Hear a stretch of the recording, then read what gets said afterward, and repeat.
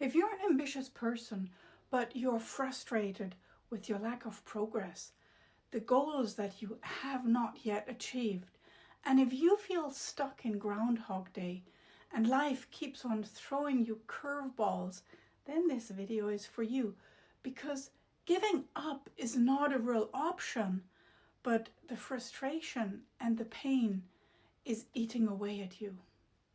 In this video, we will look at why your mental models might be unhelpful and where these mental models come from, and a very first step to start reprogramming these hidden and subconscious programs that affect you, your life, and also your future. In case we haven't met, hi, I'm Gwen Bach. I have a master's degree in applied neuroscience, and right now I'm at the bottom of this pit with you, because for the past 3 years I've been trying to build a business online with no success. Menopause, the hormones I got, they had me gain 10 kilos and they won't just go away. And I just had a job offer at slightly above German minimum wage. Now, this is my personal hell as an ambitious person with no progress and no light at the end of the tunnel. The last video, number 1 in this series, has already helped me feel better and deal with this situation. So in case you haven't watched it yet, please do. I'll put the link in the description below. Now, obviously, I don't have a miracle cure or magic pill that can magically have us achieve our goals on autopilot.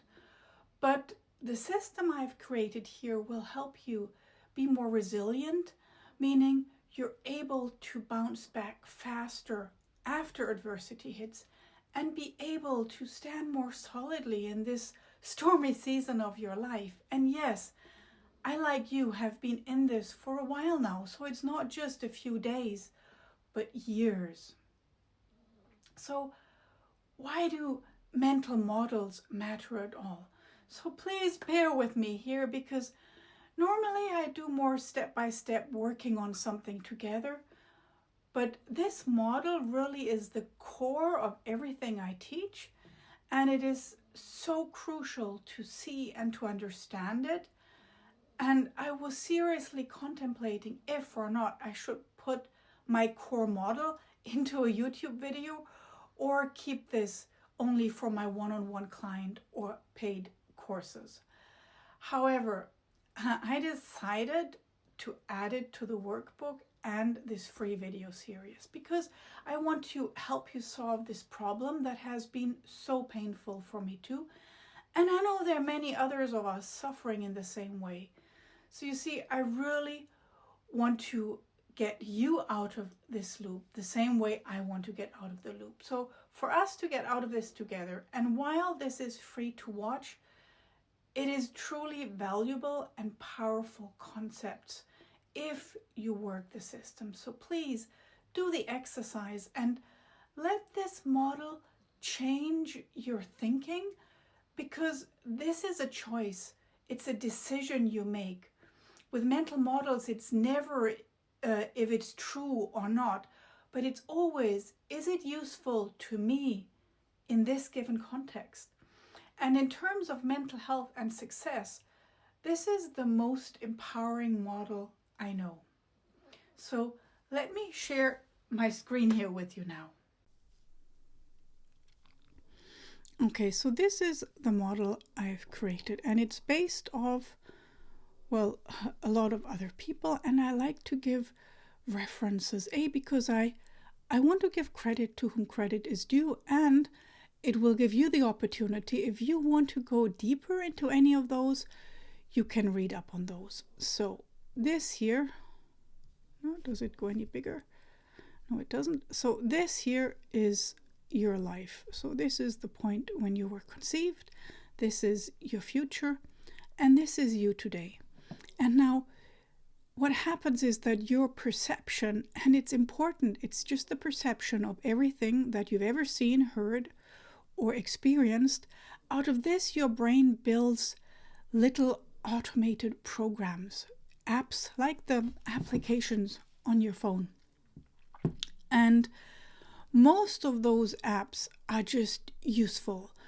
For example, tying your shoelaces is something very useful.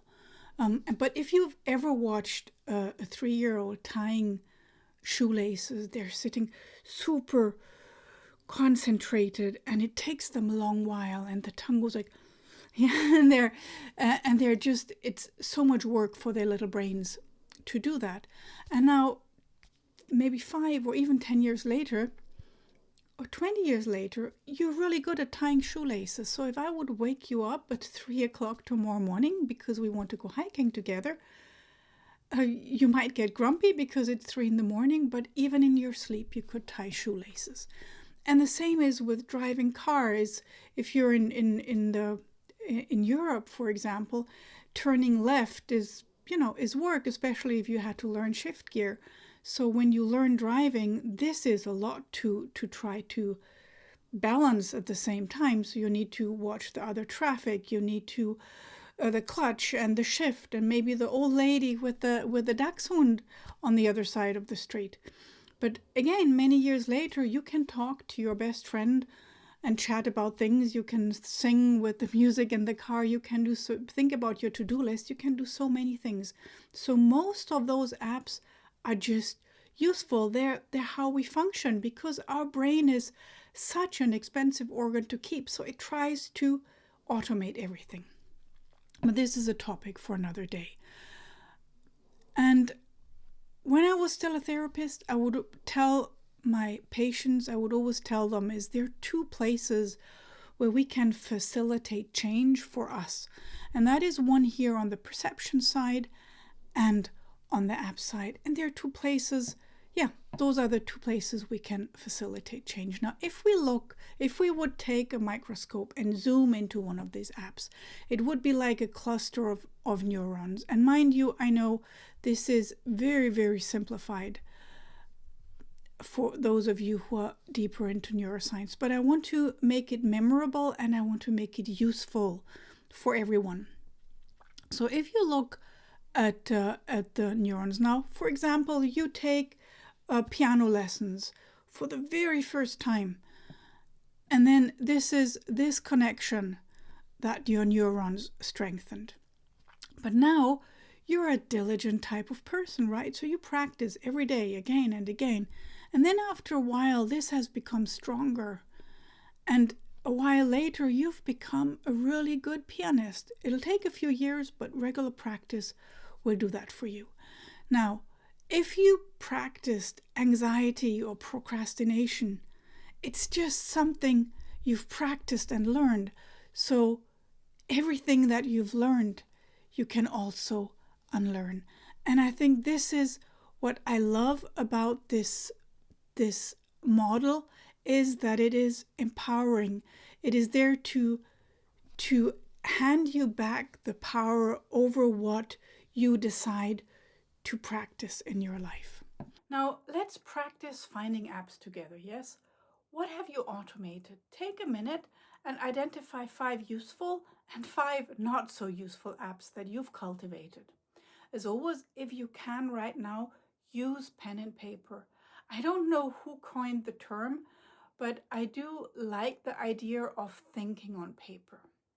Okay, so helpful apps. I have cultivated, for example, over my lifespan, writing, brushing my teeth in the morning, being friendly and chatty with people I meet, going to the gym. And not so helpful apps are grabbing my phone and scrolling the news when I feel the need to distract. I like chocolate way too much, and too much masala chai with biscuits, and I procrastinate making video content and working on my website. Okay, so have you found 5 apps each? And now let's make this whole thing a little more goal specific, because while brushing teeth obviously is a useful app, it has nothing to do with the goals that I want to attain. So here we can maybe start with, say, 3 each. So the exercise is find 3 useful and 3 not useful apps that are affecting your goal achievement for one goal. So if your goal is weight loss, chocolate and gym would be affecting this goal. However, if your goal is building an online business, procrastinating your website will be an issue. So please take a minute or two and find 3 useful and 3 not so useful apps that affect your goal. So have you done it? Great. By the way, I'm in the process of making a workbook that will help you follow along with these videos. I'm not yet done, but I've created a wait list for you to be notified when I have it on Amazon. And I've also put that link in the description below for you, so I can keep you updated. So now, do pat yourself on the back for putting in the work. And I know looking at these things can be hard, especially if you're not naturally so much of an introspective person. But even that is an app you've built. And oh, did you know that even the foods you like and dislike, I just learned and practiced? So I'm of Indian descent. So for me, chai and biscuits are comfort foods. But for my German friend, it might be mashed potatoes, meat and gravy. It's the culture and it's the foods that we grew up with and we learn to associate with comfort when we eat them.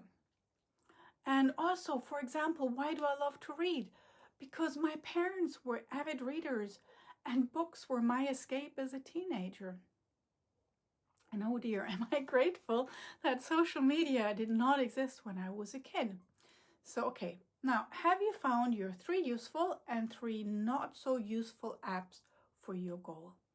Now, the next few days, keep an eye on these. And when do you launch them? And if we stick with the app and software metaphor. So in this video, we looked at my model of how we work, a more empowering way to look at how our brains work versus the often not so empowering Freudian view. And this model empowers you because it does not cast blame, not on you, not on others, and not on life. The apps in themselves are neither good nor bad, just useful or not useful in the given context.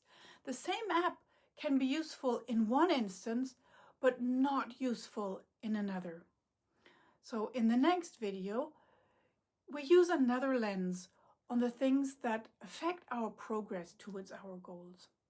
Also, I have this small diagnostic that we will use in the next video that will teach you to see, to gain clarity and understanding of your reality. Thank you so much for watching and see you in the next video.